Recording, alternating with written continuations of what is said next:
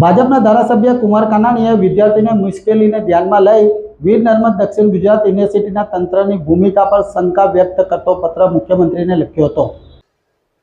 વિકાસ portal દ્વારા જે એડમિશનની પ્રક્રિયા થઈ છે એની વિદ્યાર્થીઓના વાલીઓ તરફથી મને જે ફરિયાદો આવી છે, મને લોકો મળીને વાત કરી છે, એના પૂરથી એવું લાગે છે કે જે પ્રવેશ પ્રક્રિયા થઈ છે એની અંદર પારદર્શકતા, સરળતા નથી, કંઈક ને કંઈક ખોટું થયું છે અને એટલા માટે મેં મુખ્યમંત્રીને એના ધ્યાન પર વાત મૂકી છે કે જે કોલેજની પ્રવેશ પ્રક્રિયા શરૂ થઈ છે એમાં ગેરરીતિઓ થઈ છે, ખોટું થયું છે, વિદ્યાર્થીઓનો અન્યાય થઈ રહ્યો છે।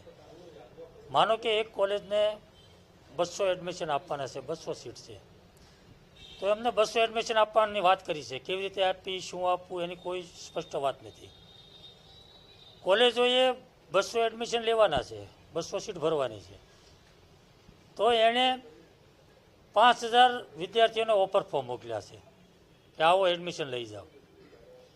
25 તારીખ સુધીમાં પ્રક્રિયા પૂરું કરવાની હતી, તો એણે વહેલા તે પહેલાં ધોરણે 2 દિવસમાં એડમિશન આપી દીધા।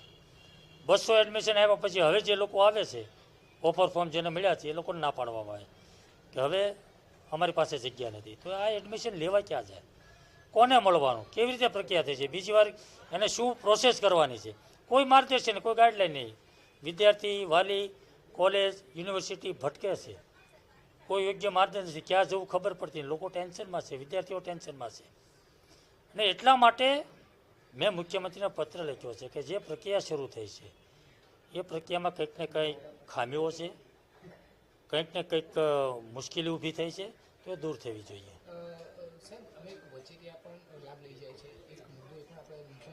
હા, વિદ્યાર્થીઓ મારી પાસે આવ્યા છે અને એક આ વાત પણ મુદ્દો મારે ધ્યાન પર મૂક્યો છે કે વચેટિયા લોકોનો અમને ફોન આવે છે કે વધારે એડમિશન લેવું છે તો અમે તમને અપાવી દઈશું। તો મેં એટલા માટે જ કીધું કે પારદર્શકતા અને સરળતા નથી, અને પારદર્શકતા અને સરળતા જો હોય તો જ એમાં ખોટું ના થાય, ભ્રષ્ટાચાર ના થાય, કોઈ વસ્તુ ના થાય, લોકો હેરાન ના થાય। એટલે મુખ્યમંત્રીના ધ્યાન પર મૂક્યું છે કે આ જે પ્રશ્નો ઊભા થયા છે એનો હલ થવો જોઈએ।